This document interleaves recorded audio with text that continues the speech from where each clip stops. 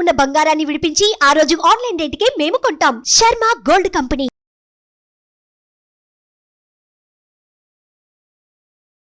నమస్తే, welcome to Suman TV. నేను మీ యామ్ని. ప్రస్తుతం మనతో ఉన్నారు ప్రముఖ ఆధ్యాత్మికవేత్త, ప్రముఖ జ్యోతిష వాస్తు పండితులు డాక్టర్ గుండపూడి శివ సుధీర్ శర్మ గారు ఉన్నారు.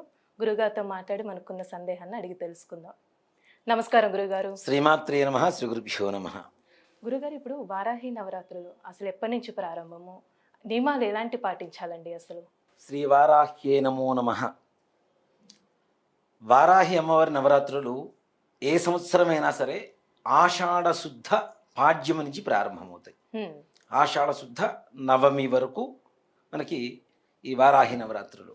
మనకి నవరాత్రులు చాలా ఉన్నాయమ్మ, అంటే చాలా మందికి తెలియదు. అందులో ఈ నవరాత్రులు గుప్త నవరాత్రులు అంటాం. మనకేంటి, చైత్రశుద్ధ పాడ్యం నుంచి చైత్రశుద్ధ పాడ్యమి నవమి వరకు కూడాను ఉండేటువంటి నవరాత్రులు వసంత నవరాత్రులు, లలిత అమ్మవారిని పూజ చేస్తూ ఉంటాం. అలాగే గణపతి నవరాత్రులు 9 రోజులు చేస్తూ ఉంటాం. అది అందరికీ బాగా తెలిసినటువంటి నవరాత్రులు, అందరూ అంగరంగ వైభవంగా చేసుకున్నటువంటి నవరాత్రులు కాబట్టి. అలాగే మనకి రాజశ్యామల నవరాత్రులు అని ఒకటి ఉంటాయి. అవి మాఘశుద్ధ పాడ్యం నుంచి మాఘశుద్ధ నవమి వరకు వస్తుంటాయి. అలాగే శ్రీమద్దేవి శరన్నవరాత్ర మహోత్సవాలు మనకి, అంటే ఋతువులో వస్తాయి కాబట్టి శరన్నవరాత్రులు అంటాం. వాటిని దసరా అని పిలుస్తూ ఉంటాం కదా. ఆశ్వీజ శుద్ధ పాడ్యం నుంచి ఆశ్వీజ శుద్ధ నవమి వరకు ఉండేటువంటి నవరాత్రులను దేవీ నవరాత్రులు అని పిలుస్తూ ఉంటాం. వాటితో పాటుగా ఉండేటువంటి ఇంకొక నవరాత్రే వారాహి నవరాత్రులు. వీటిని గుప్త నవరాత్రులు అంటాం. గుప్తము అంటే ఏమిటి, రహస్యము, సీక్రెట్గా ఉండేటువంటివి. అంటే ఎవరికి చాలా పెద్దగా తెలియనటువంటి అమ్మవారి నవరాత్రి ఉత్సవాలు ఇవి. అంటే ఈ మధ్య కాలంలో బాగా ప్రాపకాండ అయింది. అమ్మవారి పేరు కానివ్వండి, అమ్మవారి శక్తి కానివ్వండి, జనాల్లోకి బాగా వెళ్తుంది, తెలుస్తుంది అమ్మవారి గురించి. ఇప్పుడు తెలిసింది కదా, ఇప్పుడు కొత్తగా పుట్టుకొచ్చిన అమ్మవారు కాదు, సనాతన నుంచి వస్తున్నటువంటి శక్తి ఈ అమ్మవారు. లలిత అమ్మవారిలోంచి ఉన్నటువంటి ఒక శక్తి, వీపు భాగం నుంచి, అమ్మవారి వీపు భాగం నుంచి పుట్టినటువంటి శక్తి వారాహి శక్తి. ముఖ్యంగా చెప్పాలి అంటే ఈ వారాహి అమ్మవారి నవరాత్రులు పూజ చేసుకోవాలి అనుకునేటువంటి వారు దీక్షగా చేసుకునేటువంటి వాళ్ళు కొంతమంది ఉంటారు, 9 రోజులు కూడా. అది ఎలా, 2024వ సంవత్సరంలో జూలై 6వ తారీఖు నుంచి ప్రారంభమవుతున్నాయి. జూలై 14వ తారీఖు వరకు, అంటే 14 రాత్రి కూడా నవరాత్రులు ఒక భాగమే. జూలై 15వ తారీఖున పూర్ణాహుతి ఉద్వాసన కార్యక్రమం అనేది జరుగుతూ ఉంటుంది. అంటే 9 రోజులు, 10వ రోజున ఉద్వాసన చెప్తూ ఉంటాం. దీక్షగా చేసుకోవాలి అనుకునేటువంటి వారు చాలా కఠినమైనటువంటి దీక్షతో ఉండాలి తప్పనిసరిగా. వారాహి అంటే సామాన్యమైనటువంటి శక్తి కాదు. కొంచెం అటు ఇటు ఏదైనా తేడా వచ్చిందంటే దాని పర్యవసానం కూడా వేరే విధంగా ఉంటుంది. అంటే ఎలాంటి నియమాలు పాటించాలంటే, ఎలాంటి పనులు అంటూ చేయొద్దంటారు ఈ దీక్షలో? నిజంగా అంటే దీక్ష చేస్తున్నాం మనం, ఉదయం రాత్రి ఈ 2 పూటల తప్పనిసరిగా పూజా కార్యక్రమం ఉండాలి. గుప్త నవరాత్రులు అంటే ఎవరికి తెలియనివి అని కాదు. అక్కడ ముఖ్యంగా చెప్పాలి అంటే రాత్రి కాలంలో చేసేటువంటి పూజా విధానం ఉన్నది కాబట్టి సూర్యాస్తమయం, అది కూడా సూర్యాస్తమయం అంటే 6:30 కల్లా సూర్యాస్తమయం అయిపోతుంది, పూజ ప్రారంభిస్తామంటే కరెక్ట్ కాదు.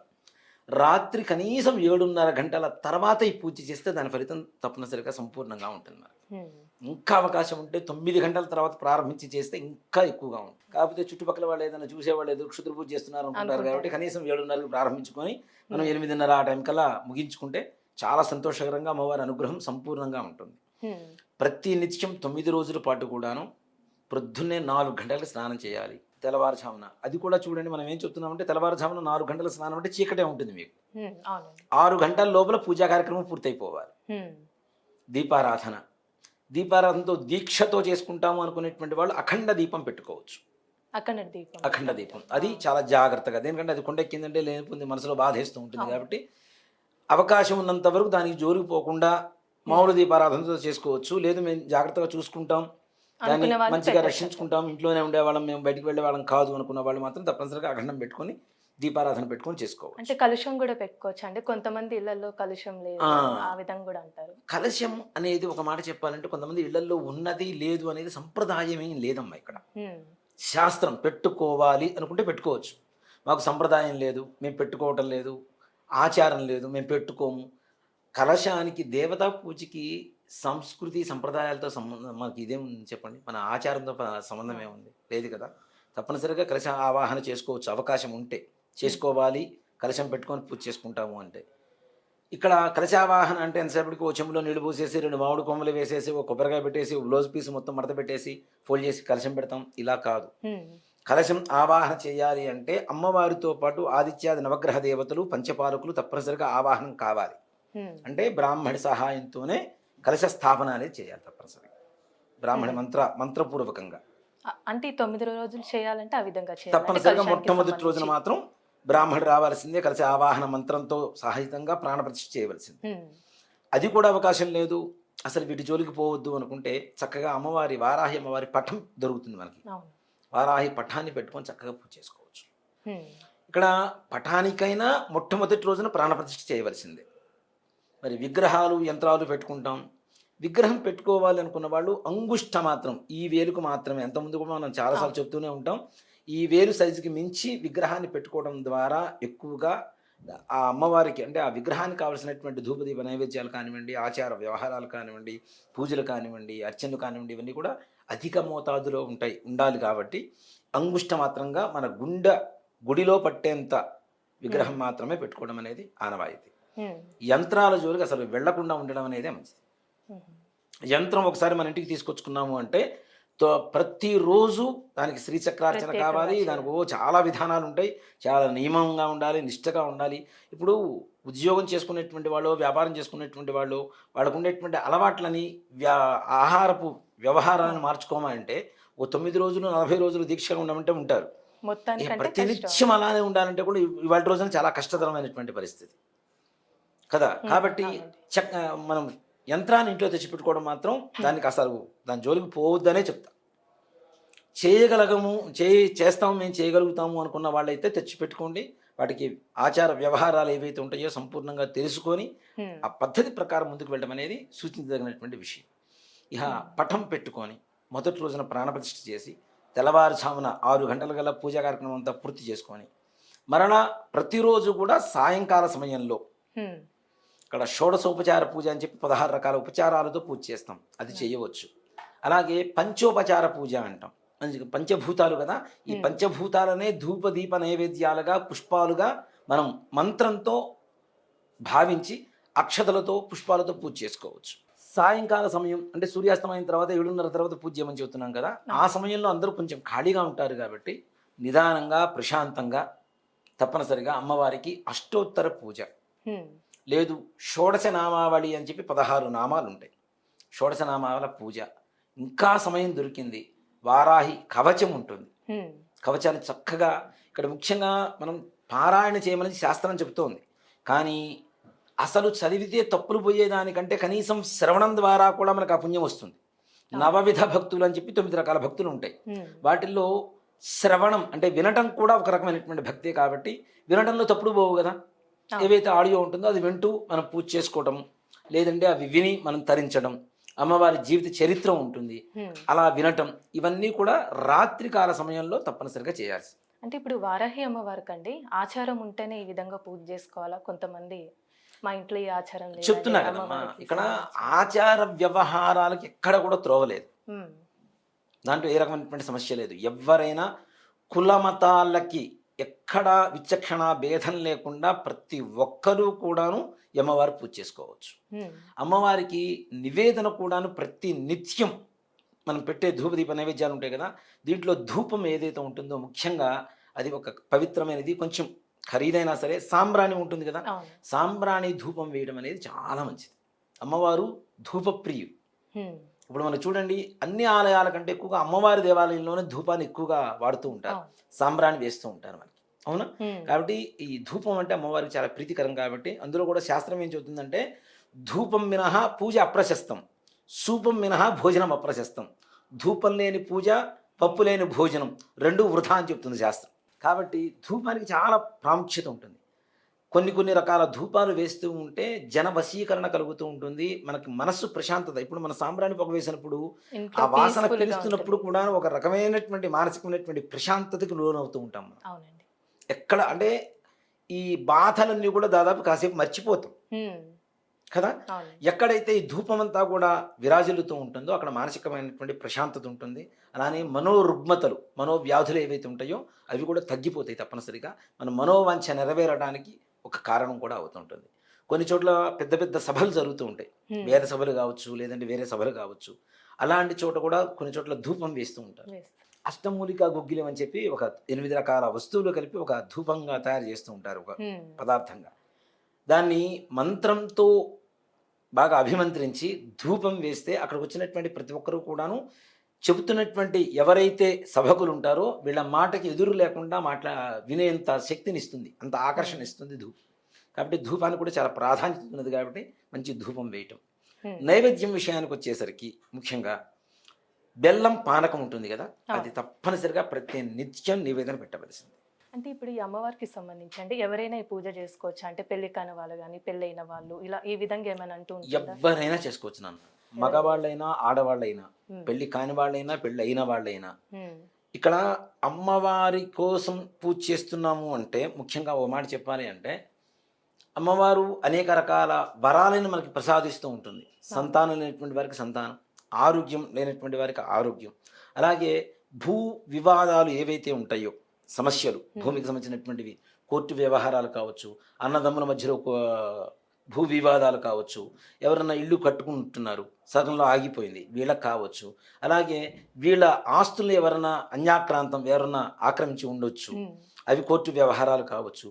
అలాగే ముఖ్యంగా రైతులు ఎవరైతే ఉన్నారో మంచి పంట పండడం కోసం కూడా అమ్మవారి పూజ చాలా సహాయపడుతుంది. అందులో అమ్మవారి చేతిలో నాగలి ఆయుధంగా కలిగి ఉంటుంది. నాగలి అంటే ఎవరు గుర్తు? ఇంకా రైతులకే కదా. కాబట్టి ఈ అమ్మవారి పూజ చేయడం వల్ల భూ వివాదపరమైనటువంటి సమస్యలు కావచ్చు, అలాగే విద్య, పిల్లలు మాట వింటలేదు, మొండితనంగా ఉంటున్నారు, దుర్వ్యసనాలకు లోనవుతున్నారు, మంచిగా చదువుకోవటం లేదు అనేటువంటి వాళ్ళకి, అలాగే జ్ఞాపక శక్తి మర్చిపోతూ ఉంటారు, చదువుకుంటారు ఎగ్జామ్ హాల్కి వెళ్ళేసరికి మర్చిపోతూ ఉంటారు, అలాంటి వారికి కావచ్చు. ఏ సమస్య అయినా శత్రు భయాలు, శత్రు భయం ఉంటుంది అంటే ఒక మనిషి ఎదుగుతూ ఉంటే శత్రువులు తయారవుతూ ఉంటారు, అలాంటి శత్రు భయాలు కావచ్చు, నరఘోష కావచ్చు, అలాగే భూత ప్రేత పిశాచ బాధలు కావచ్చు, గాలి పట్టింది అని చెప్పి కొంతమంది దయ్యం పట్టిందని వస్తూ ఉంటారు, అలాంటి వారికి కావచ్చు. అలాగే ఎవరైనా శత్రువులు మన మీద మనకి తెలియకుండా మంత్ర ప్రయోగాలు, దుష్ట ప్రయోగాలు ఏవైతే క్షుద్ర ప్రయోగాలు చేస్తూ ఉంటారో అలాంటి వాటికి కావచ్చు. ఇక్కడ ఎలాంటి సమస్యనైనా తీర్చగలిగినటువంటి శక్తి వారాహి అమ్మవారికి ఉంది. ఇంకా వివాహానికి సంబంధించి కూడా, వివాహం కూడా అన్నిటికీ సంబంధించినటువంటి శక్తుల్ని ఇచ్చేటువంటి శక్తే వారాహి అమ్మవారు. ఈ మనకి ఒక మాట చెప్పాలి అంటే ఇన్ని కోరికలు ఉన్నాయి, ఈ కోరికల కోసం చేస్తున్నాం అనేది కాకుండా నిజంగా ఒక మాట చెప్తాను. ఒక తల్లి, తండ్రి, ఒక పిల్లవాడు అనుకుందాం. పిల్లవాడు మనం, తల్లి వారాహి అమ్మవారు. కొడుకు అడిగితేనే ఇస్తుందా తల్లి? అడగకుండా కూడా ఇస్తుంది. నాకేం కావాలి అంటే కొడుకు ఏం కావాలో తల్లికి తెలుసు, తండ్రికి తెలుసు, వాళ్ళు చూసుకుంటారు కదా కదా. అలాంటి శక్తే ఈ వారాహి అమ్మవారు. అంటే సాక్షాత్తు మన తల్లి కంటే ఎక్కువగా మనకి వరాన్ని ప్రసాదించేది. ఇంకా అడగంది అమ్మైనా పెట్టదని ఒక ఇది ఉంది, కానీ అడగంది కూడా ఇచ్చేదే అమ్మవారు. కాబట్టి కోరికలు తీసి పక్కన పెట్టి మనం బాగుండాలి. ఇక్కడ తల్లితో ప్రేమగా ఉన్నా, తండ్రితో ప్రేమగా ఉన్నా ఏం కావాలన్నా ఇస్తారు కదా. అలాగే అమ్మవారిని కూడా ప్రేమతో, భక్తితో, విశ్వాసంతో, మనస్ఫూర్తిగా కనుక పూజ చేయగలిగితే తప్పనిసరిగా అమ్మవారు అనుకున్నవన్నీ, మనకు కావలసినవి ఏం కావాలో ఆమెకు అన్నీ తెలుసు, ఏమి ఇవ్వాలో తెలుసు, ఏమి ఇవ్వకూడదో తెలుసు. కాబట్టి ఇవన్నీ కూడా అమ్మవారు ఇస్తుంది. ముఖ్యంగా ఈ 9 రోజులు దీక్షగా చేసుకునేటువంటి వాళ్ళు దుర్వ్యసనాలు ఏమన్నా ఉంటే అవి మానేయాలి. ధూమపానం, మద్యపానం, మాంసాహారం ఇవన్నీ కూడా మానేయాలి. ఒక పూట భోజనం, ఒక పూట టిఫిన్, అల్పాహారం, తలస్నానం, నేలపడక 9 రోజులు నియమంగా చేసుకోవాలి అనుకునేటువంటి వారికి. లేదు మాకు కుదరటం లేదు, ఇంట్లో ఇబ్బందిగా ఉంది, ఆడవాళ్ళకి ఇబ్బందిగా ఉండేటువంటి రోజులు ఉంటాయి, కనీసం పంచమి రోజు నుంచి అయినా సరే మిగిలిన 5 రోజులు చేసుకోవచ్చు వారాహి అమ్మవారికి. అంటే కుదరకపోతే ఆ విధంగా చేసుకోవచ్చు. భార్యాభర్తలు ఉంటారు. ఈ భార్యాభర్తలు ఎవరైనా సర్వసాధారణంత వరకు ఎవరు పూజ వాళ్ళు చేసుకుంటూ ఉంటారు, కానీ అసలు ఇద్దరు కలిసి కూర్చొని చేసుకోవాలనేది ఒక ధర్మం మనకి ప్రతినిత్యం కూడా. సహధర్మచారిణి అంటే సీతాదేవి లేకపోతే రాముడు యాగం చేయలేకపోయాడు కదా, బంగారు సీతను పెట్టుకున్నాడు కదా. కాబట్టి ఏ పూజకైనా సరే తప్పనిసరిగా భార్య పక్కన ఎందుకు ఉండాలి అంటే తప్పనిసరిగా ధర్మపత్ని, సహధర్మచారిని పక్కన ఉన్నప్పుడే పూజ చేయడానికి అధికారం ఉంటుంది. అలా చేయడం లేదు ఇప్పుడున్న పరిస్థితుల్లో. కనీసం అలా ఒకరు కుదిరి ఒకరు కుదరపోయినా ఆ కుదిరిన వారైనా చేసుకోవచ్చు ఇంట్లో పూజ 9 రోజులు కూడాను. ఎక్కడ దుర్భాషలాడటం, ఎదుటి వాళ్ళని కోపంగా మాట్లాడటం, తిట్టటం. ఇక్కడ చూడండి చాలా ఆడవాళ్ళు చాలామంది మగవాళ్ళు కూడాను లేచినప్పటి నుంచి ఒక తిట్టుతోనే ప్రారంభిస్తూ ఉంటారు. అవును. పిల్లల్ని కానివచ్చు, లేదంటే పరాయి వాళ్ళని కావచ్చు. వాళ్ళకి గొడవ పడకపోతే ఆ పూట గడవదనమాట. మొట్టమొదటి లేపుతుంటారు కదా, లేపుతున్న వాళ్ళతోనే గొడవ ప్రారంభం అవుతుంది. రాత్రి పడుకునేంత వరకు ఇదే కంటిన్యూ అవుతూ ఉంటుంది కదా. అలాంటివి దుర్భాషలాడటం, అబద్ధాలు చెప్పటం, ఇట్లాంటివి కూడా చేయకుండా నియమంగా నిష్ఠగా ఉండి ఎర్రటి వస్త్రాలు ధరించి చేయగలిగితే ఇంకా విశేషం. అంటే అమ్మవారికి సంబంధించి ఎరుపు రంగు. ఎరుపు రంగు కాబట్టి ఎర్రటి వస్త్రాలు ధరించడం అనేది చాలా విశేషం. పానకం నివేదన నిత్యం ఉదయం సాయంత్రం 2 పూటల నివేదన పెట్టాలి. దాంతో పాటుగా దానిమ్మ గింజలు ఉంటాయి మనకి కదా, ఈ దానిమ్మ గింజలు నైవేద్యం పెట్టవచ్చు. ఇంకా అవకాశం ఉంది, మనం ఎట్లా భోజనం చేస్తాం కదా, కొద్దిగా అన్నం వండుకొని దాంట్లో పెరుగు కలిపి కొద్దిగా ఉప్పు వేసి ఈ దానిమ్మ గింజలు దాంట్లో వేసి నివేదన పెట్టడం, అంటే దద్దోజనంలో పెరుగన్నంలో దానిమ్మ గింజలు వేసి నైవేద్యం పెట్టడం అనేది చాలా విశేషం. అంటే అమ్మవారు ఉగ్రశక్తి కాబట్టి అమ్మవారిని చల్లపరచాలి అంటే మనం తప్పనిసరిగా పెరుగన్నం పెడతాం, ఏ దేవతలకైనా దద్దోజనం పెడతాం. దాంతో పాటుగా చక్కగా దానిమ్మ గింజలు వేయచ్చు.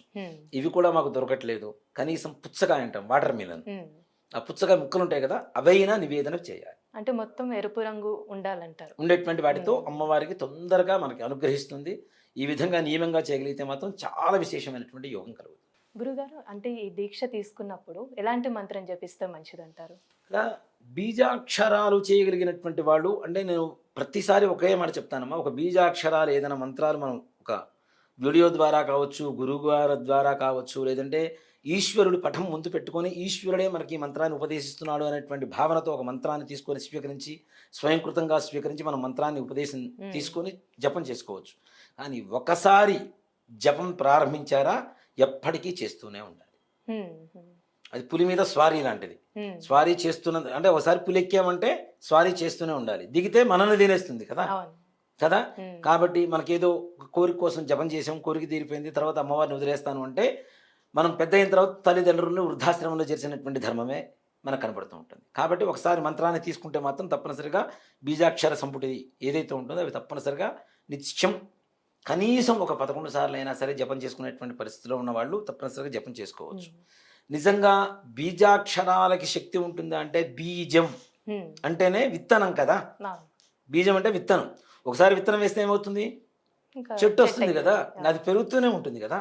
కాబట్టి దానికి బీజం అంటారు. ఎక్కడైతే మూలం అమ్మవారు ఏ బీజాక్షరాలలో అయితే నిమిడీకృతమై ఉంటుందో అలాంటి అక్షరాలని బీజాక్షరాలు అంటారు. ప్రతి దేవతకి ఉంటాయి. అలాగే అమ్మవారికి ఉండేటువంటి బీజాక్షరాలు ఏవైతే ఉంటాయో ఇంకా శక్తివంతమైనటువంటివి, పరమ పవిత్రమైనటువంటివి.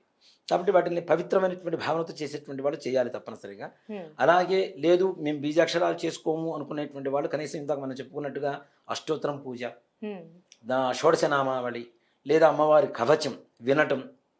ఇప్పుడు అష్టోత్తరం చదవలేం, కొన్ని అక్షరాలు తప్పిపోతూ ఉంటాయి. వింటూ ఒక్కొక్క నామానికి చక్కగా పుష్పాలు, దాంట్లో కూడా ఎర్రటి పుష్పాలతో చేస్తే ఇంకా విశేషమైనటువంటి ఫలితం కలుగుతుంది అమ్మవారికి. కాబట్టి అలా చేసుకోవటం. లేదు మేము నిత్యం జపం చేసుకుంటాం అనుకునేటువంటి వాళ్ళకి మాత్రం ఒక మంత్రం చిన్నదే 3 అక్షరాలు ఉంటాయి. ఆ అక్షరాల మంత్రం చేసుకున్న వారాహి అమ్మవారు మన ఇంట్లో తిష్ట వేసుకొని ఉంటుందని చెప్పడంలో ఏమాత్రం కూడా సంశయం లేదు. ఏంటిదండి ఆ మంత్రం? ఓం ఐం గ్లౌం ఐం. 3 అక్షరాలు, బీజాక్షరాలు 3. ఓంకారం అనేది, ప్రణవం అనేది ప్రతి మంత్రానికి కూడా అవసరం. కాబట్టి ప్రణవరహితమైనటువంటి మంత్రాలు చేయడం అనేది క్షుద్రోపాసన కింద వెళ్తుంది. కాబట్టి ఓంకార మంత్రాన్ని సంపుటీకరణ చేసుకుంటే ప్రతి మంత్రాన్ని కూడా కలుపుకొని చెప్పుకుంటేనే అది మనకి అంటే ప్రశాంతమైనటువంటి రూపంలో ఉంటుంది అమ్మవారు. అంటే ఇప్పుడు ఈ సంవత్సరం మనం చేస్తాం అనుకోండి దీక్ష, ప్రతి సంవత్సరం చేయాలంటారా? మన ఇష్టం అది. ఇప్పుడు మనం చేయగలిగిన అంతకాలం చేయటం మంచిది. ఒక మాట చెప్తానమ్మా, ఈ సంవత్సరం వారాహి అమ్మవారి నవరాత్రులు దీక్ష తీసుకొని పూజ చేసుకున్నాం అనుకుంటే కరెక్ట్గా చేస్తే వచ్చే సంవత్సరం కాదు, వాళ్ళ జీవితాంతకాలం అమ్మవారిని వదిలిపెట్టరు. ఎందుకంటే వాళ్ళకి కావాల్సిన అనుగ్రహం వచ్చేసింది కదా. ఇప్పుడు మనకి కావలసిన వస్తువును మనకి ఇచ్చినప్పుడు వాళ్ళని ఎందుకు వదిలిపెడతాం మనం కదా. ఆ దేవతని అందులో అమ్మవారు కాబట్టి అసలు వదిలిపెట్టారు. ఆ చేయబట్టి బాగుందిరా అనుకుంటే గ్యారంటీ ఇంకా బాగా చేస్తాం. నిజంగా ఈ సంవత్సరం మీకు శక్తి ఉన్నంతలో చేయండి. వచ్చే సంవత్సరం అమ్మవారు మీతో ఎంత శక్తి మేరకు చేయించుకోవాలో ఆవిడ తెలుసు కాబట్టి ఆవిడ చేయించుకుంటారు. అమ్మవారే చేయించుకుంటారు తప్పనిసరిగా. ఈ మంత్రాన్ని కనుక నిత్యం ఓం నమ శివాయ అనేటువంటి మంత్రం చదువుకుంటూ ఓం ఐం గ్లౌం ఐం అనేటువంటి మంత్రాన్ని కూడా నిత్యం జపం చేసుకుంటే నిజంగా వారాహి అమ్మవారు మనకంటే ముందు వెళ్ళి మనకు కావలసినటువంటి సకల కార్యాలను కూడా దిగ్విజయం చేస్తూ ఉంటుంది అమ్మవారు. చాలా చక్కగా తెలియజేశారండి. ధన్యవాదాలు మీకు. శ్రీమాత్రే నమః. శ్రీ గురుభ్యో నమః. సుమన్ టీవీలో మీ పర్సనల్ అండ్ బిజినెస్ ప్రమోషన్స్ కోసం కింది నెంబర్కి కాంటాక్ట్ చేయండి.